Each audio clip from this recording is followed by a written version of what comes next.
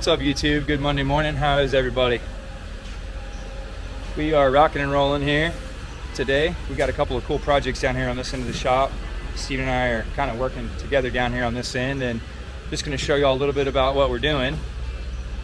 We've got a really dope square body Chevy that we're fixing to do a whole bunch of work to, and I'm going to go over the kind of some of the parts that we're going to do to this thing and show y'all under the hood and show y'all this truck.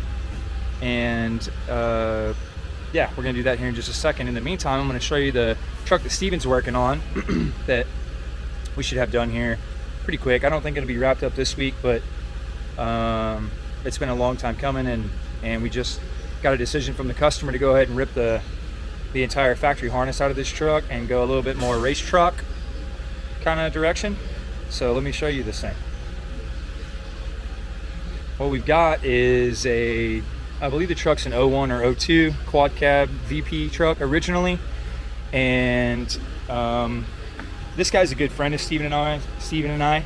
We've known him for a long time, and he lives in Comfort with us right down the road, and he's into the same kind of stuff that we are, you know, he really digs mechanical stuff. We all drive and have had and own currently common rail trucks, but there's always a special place for the mechanical stuff. And I think when y'all hear this truck run, you'll understand the attraction to this thing. It sounds ridiculous. Originally, we've been working on this truck for a while. When we met Trenton, this truck was pretty damn close to stock. I think he had a chip on it and some 200 overs. It was still a VP truck, single turbo, stuff like that. And since then, we've done like an SXE 69 on it as a single. P-pump swapped the truck, so it's a P-pump 24 valve. And anyway, over time we've progressively just keep building it. Like any one of these projects, you just want more and more power, and it becomes kind of an addiction. So now we're to the point where we just finished up this compound kit. I say just finished up, it's been finished up for several months, but it's an SXE, both SXE based chargers, S300, S400, 64 and a half over a 480. So this is enough air here for 1,000 plus horsepower to the tire. It doesn't have a wildly built pump on it. The pump has been flowed, but it's got a stock cam profile in it. It's got 5Ks in it. I think it's got 191 delivery valves in it. It's got a full manual 48 in it.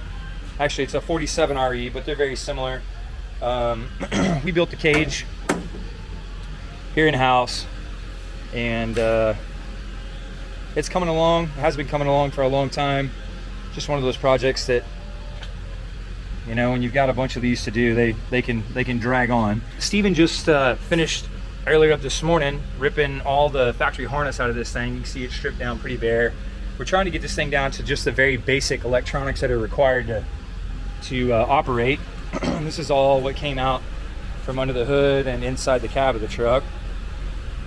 And we're going to use a really simple harness. We've used these before.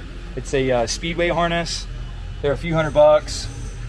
They do a really good job if you're building a little project at just getting the job done. The wiring is actually decent wiring, and one of the cool things about it is that it's labeled. Every few inches you can see what a circuit is. You know, like this one right here says, you know, left front signal. You know, you pull this other wire out and it says fan. Alternator excite wire, and it's labeled every couple of inches throughout the entire harness, so no matter where you are, you can identify what the wire is. If you don't have the schematic right in front of you, you can just look and actually read on the wire what that circuit is for. They make multiple different ones. This is a 12 circuit harness, and it covers your basic stuff, you know, windshield wipers, fan gauges, turn signals.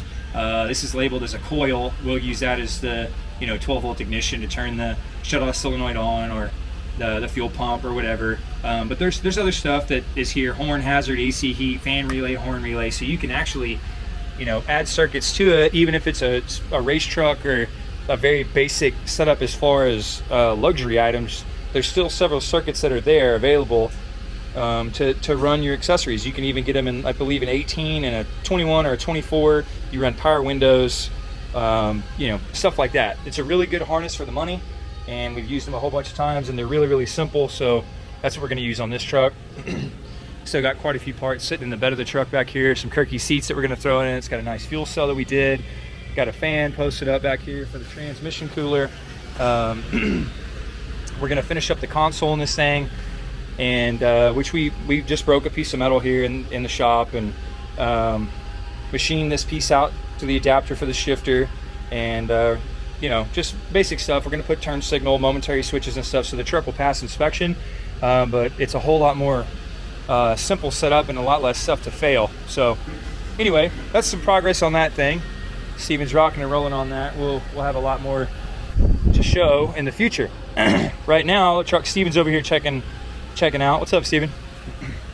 What's up, folks? We are checking out this super clean square body Chevy. That this is the same customer that had the really clean Super Duty Power Stroke that we did a turbo swap from the factory setup to an irate 66. And like I was telling y'all before, this guy's got a lot of cool, rare trucks, and this is one of them. And he likes his stuff nice, you know. It's got a screen in the dash. He's got the overdrive setup on the back side of the transmission. Just finished all the Dakota digital gauges and stuff. We actually welded a bung in the bell housing for the RPM pickup.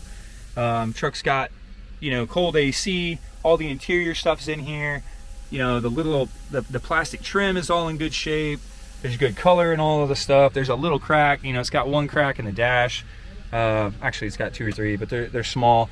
Just uncommon for these square body Chevys to be in this good a condition unless you find one that's really cherry. And it's kind of in that blue denim color, that kind of timeless classic color. But one of the coolest things about this truck is what's under the hood. Trying to get rag 5-speed. Some people love them, some hate them. We're not we're not opposed to them. We've been real ugly to them and had good luck. We've had plenty of them fail, but exploded plenty of NV4500s as well. Nonetheless, this guy came in here. We've already tuned the pump, worked on the truck before whenever he first got it, and now he's ready to go to the next level, which is going to be cleaning up some of the stuff under the hood and making this look a whole lot cooler. You can tell this thing's not intercooled right now. It's not going to be whenever it leaves. We're actually going to do an air to water intercooler, which we have set up over here on the bench. Looking slick. We're going to set this in the fender well, bring the intake air temp down, probably bring the boost pressure down quite a bit. And we've got some other goodies that are going on this thing. Steed Speed Manny and their fasteners. T3, Steed Speed. Anybody who doesn't know who Steed Speed is, these guys make probably the highest quality manifold that you can buy for a Cummins. I know they make headers for Duramaxes. They probably do for Power Strokes. We don't do a whole lot of the Power Stroke stuff, but they make really, really cool stuff. In fact, actually, I think they sold that patent for the manifolds to somebody else. But they were making Duramax manifolds. They're really well known for their Cummins stuff. And this is actually two billet pieces that are machined, billet steel, and then they're welded down that seam. Very high quality setup. Literally would last a lifetime. While we've got it in here, we're going to do a set of push rods and valve springs, putting injectors in it. Throwing a Hamilton 178-208 in this thing. And then this thing's getting one of these bad little Pitbull little turbos right here, K27. This is an awesome little charger. It's like a HX35 dimensionally on the outside, almost identical to an HX35, so it bolts up, T3 foot. You know, 3-inch outlet V-band.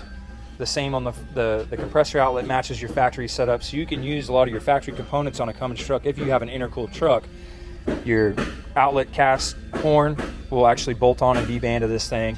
Your downpipe piece will bolt up to this if you've got the stock downpipe, or even an aftermarket exhaust that has a stock flange. But this turbo is designed to make 450 horse on the upper end of its airflow, and it works really, really well at doing this. We've used this in compounds multiple times, on rotary pump trucks, just any mechanical truck that's in a daily driver kind of status, or you're going to drag a trailer, or you just want quick low-end torque.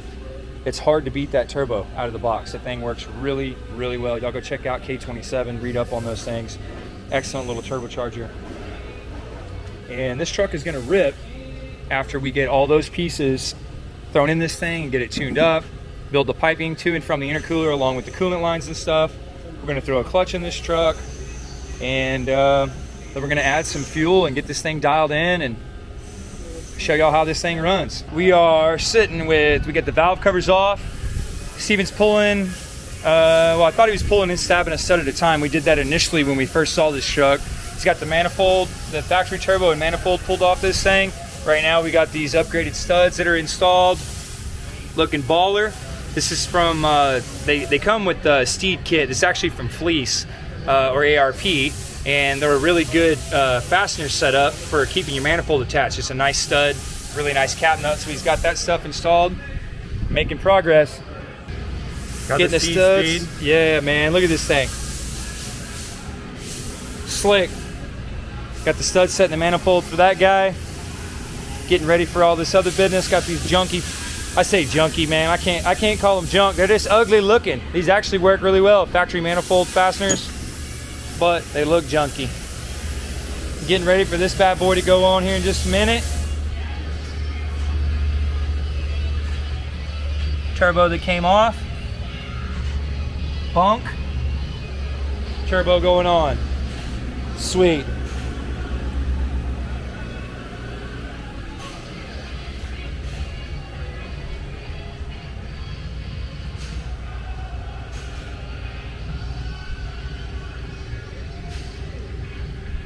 Steed Speed for the win.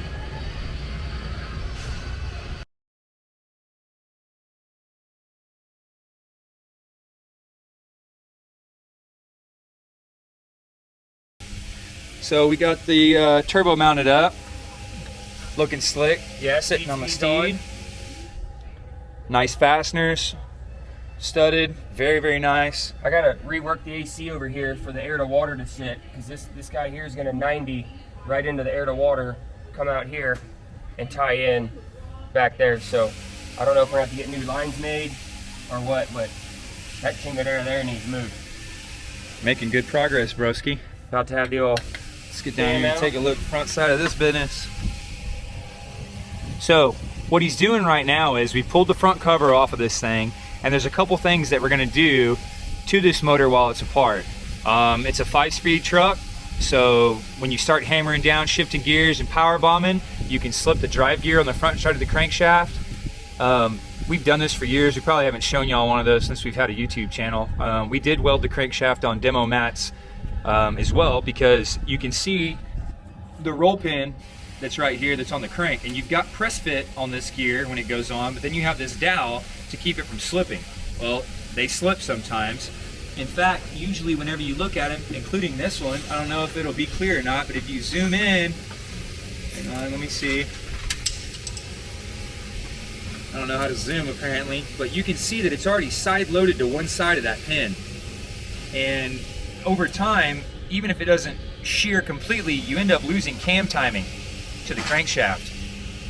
And it ends up with the cam retarded. Maybe not by a lot, but it's detrimental to performance. And if this thing slips and this keeps going, or the crankshaft keeps going rather, you end up touching all of the valves into the pistons, because these two have to be in time perfectly. So anyway, gonna spot weld the front side of the crank. We're pulling this out, throwing a Hamilton 178-208 cam in it with a cam retainer. It's gonna bolt on to the front side of this piece. This one is not tapped from the factory. All the Hamilton cams are tapped, and we're gonna put a retainer on and bolt this piece on, because 12 valves are notorious for the cam actually walking out of the gear towards the back of the engine. So we're gonna take care of that as well. The truck already has a killer dowel pin tab that's been made to cover the dowel pin. So that's been took care of. And right now, what Steven just got done installing is all of the 1/2-inch dowels that are gonna hold all the tappets up.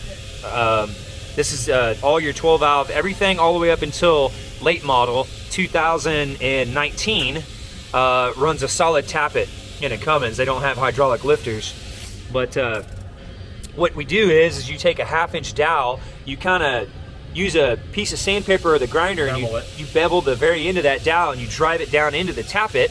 And then you take, what Steven's doing right here is zip tying these, and it holds the tappets up. So you pull up and then you zip tie these together, and that tension keeps the tappets, let me move over here. The tappets that are behind this tappet cover up off of the camshaft, so you can pull the cam all the way out the front side of the motor. So you can see right here, Steven's pushed it in, and that's got a hold of that tappet. He can pick it up and pluck on it pretty hard actually, and it holds him up. And that allows you to pull the camshaft out without hitting any of the lobes and dropping the tappets all in the pan, because you don't want to drop the tappets down in the pan. That can be a giant pain in the butt to get those worked back in there.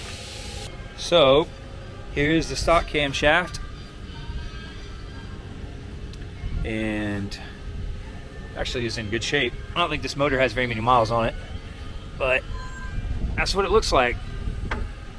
So you got that plucked out. We're going to take that over to the press and actually pull the gear off the cam, or press the cam actually out of the gear, and get the Hamilton cam cleaned up and prepped to go in. Right now, we're looking at the front side of the motor, where you pluck this thing out. And you got a flashlight, Steven? Somewhere. Here we go. I want to show them the tappets in the bore, so you can actually see the bottom side of the tappet. See them bad boys right there? Those are all being held up by our wooden dowels up here. So they run from up there all the way down through the cylinder head, through the block, into that opening, and they're grabbing onto those little round guys right there. Have holes in the top side, and the dowel has some press when you tap it down in there, and you just pull them up and hold them up out of the way. That way you can see all the way down that cam tunnel. You can tell that there's nothing hanging below the bores where the cam rides, and that allows you to pull and stab the camshaft pretty easily. Look at that. Zuckerberg has been in here.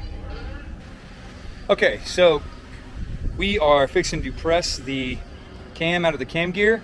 I'm gonna walk over and show y'all what that looks like here in a sec. Right now, Steven's got this thing back with the front timing case put back on the front of the motor, and still gonna throw a couple of tacks on the crank drive gear. But got a new gasket, a little bit of RTV on the back side of that gasket. Oil pumps back on and torqued up and all that goodie. Right now, Steven's got this sitting over here in the press.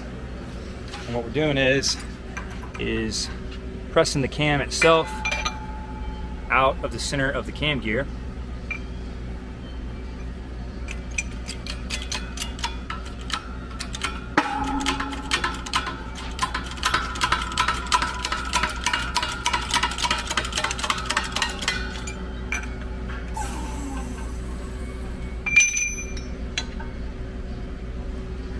And voila. Now we're going to pull the Woodruff key out of this guy, swap it into the other cam, re-jig up the press, and we're going to push this camshaft into this gear and bolt the retainer on the front side.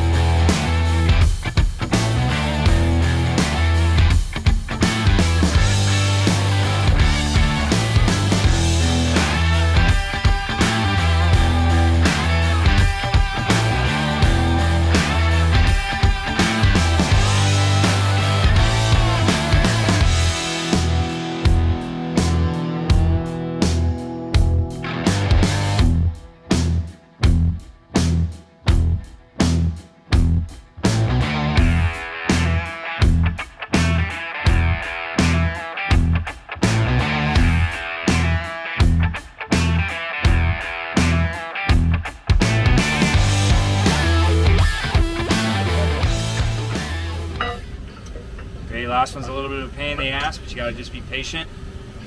You grab the gear like Steven's doing here and gain a little leverage on that thing, and you're picking up on the very back of the cam, trying to pilot that thing into that very last bore. There it is. Now, when you get it up real close right here, 12 valves are a little bit different than common rails. On a common rail truck, you've got a couple things that are different. Common rails have a straight cut gear. And they also use a little bit different retainer. You have to press the retainer on the collar on the back side of the cam when you do a common rail as this comes together, otherwise you can't get the piece back on. A 12 valve has a retainer that's open enough, looks like this. It's open enough that it will actually slide in between the cam gear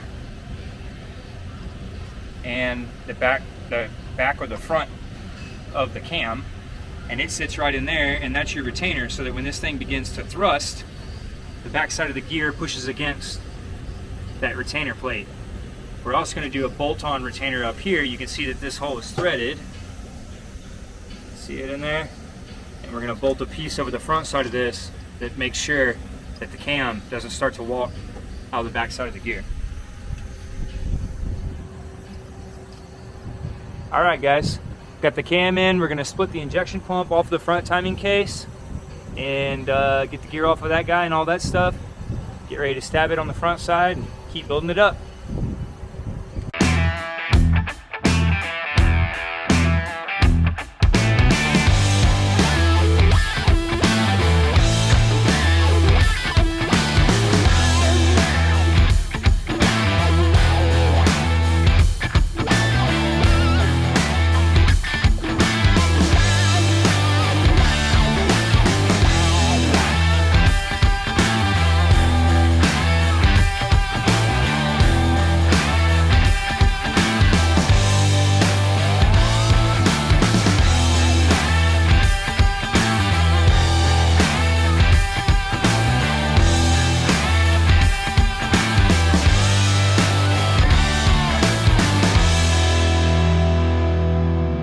Steven worked his tail off on this thing. He did a really good job. We mounted the air to water over here on the side, got all of the piping tigged up and stuff, just finished up the intake piece for this. This customer is actually going to take this truck and come back for another round of some stuff here in the near future, but we've wrapped up this leg of what we're doing, and Steven just got done with the cam brake in. Had it run for about 20 minutes. No leaks? It's cherry, nothing leaking underneath it at all. Left a pry bar under there, but yeah, nothing leaking underneath. Everything's looking good under the hood. So we're gonna wrap this thing up here, just kind of look over, you know, simple stuff, zip ties and hoses and hose clamps real quick. Then we're gonna jump in the truck and go for a ride and see how this thing feels.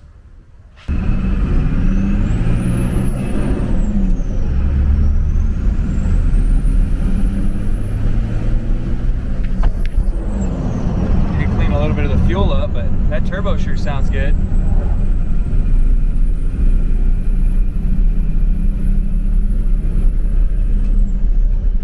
Yeah, dude. Thing makes power with no throttle. Yeah, I mean, I'm not even touching it. It's outstanding. So when this truck came in, it was on a stock turbo and had stock injectors. And the truck is a non-intercooled, so the factory injectors actually flow a decent amount of fuel. But we actually put a 5-hole by 14 nozzle injector in this thing, and it makes a huge difference. They're micro blind sacks. They're actually easy to tune. So we're gonna head back to the shop, pull a little bit of fuel out, adjust the AFC, get this thing dialed in. But we set out what we came to accomplish, which was to air to water intercool this thing, put a good turbo on it, swap the camshaft out because this truck does pull trailers and he likes to drive all over the place. So we wanted something to get the best fuel economy, spool really quickly. And I think we nailed it, dude. For sure. All right, guys. We'll see y'all next time. Peace. Later.